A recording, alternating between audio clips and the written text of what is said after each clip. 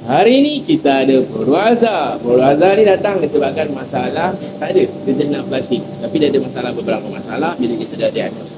Okey, perlu diingat bahawa video ni dibuat selepas semua benda dah selesai. Tapi sebelum masalah selesai, masalah sebenar dia adalah biru dia cantik duduk kat 40. Akan tetapi merah dia duduk dekat 300 tadi.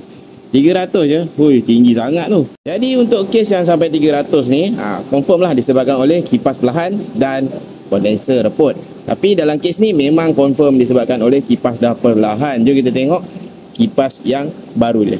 Okay, kipas baru dia kita dah masuk untuk asal 7170 dan kondenser pun kita dah tukar baru. Jom kita tengok motor dia lama.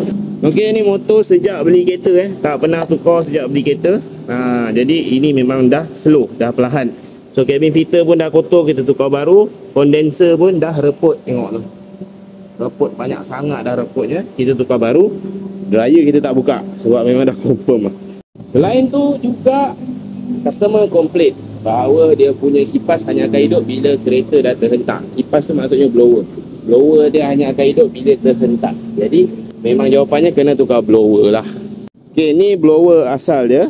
Blower asal dia kita tukar sekali dengan blower resistor.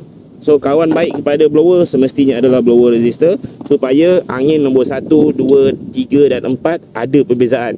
Kebanyakan kereta yang datang adalah speed 1 dengan 2 sama. Sebabnya blower resistor dia dah problem. So kalau blower 1, 2 dia sama, blower 3 baru berubah, blower 4 laju sangat-sangat, tu memang confirm blower resistor dia dah problem. Jadi dalam kes ni kita tukar blower original baru dan dia punya blower resistor baru.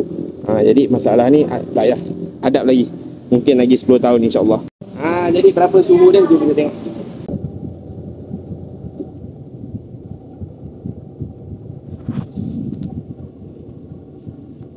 Jadi macam itulah aircon kereta. Satu benda nak selesai, kena selesai banyak benda. Sebab kita nak benda tu perfect. Ia adalah sebuah sistem, bukan satu komponen sahaja. Dia terdiri daripada banyak komponen yang memainkan peranan penting untuk setiap individu. Jadi kalau anda ada masalah aircon, boleh datang ke bengkel Cikgu Kereta di Sukurajo atau di Danau Kota KL.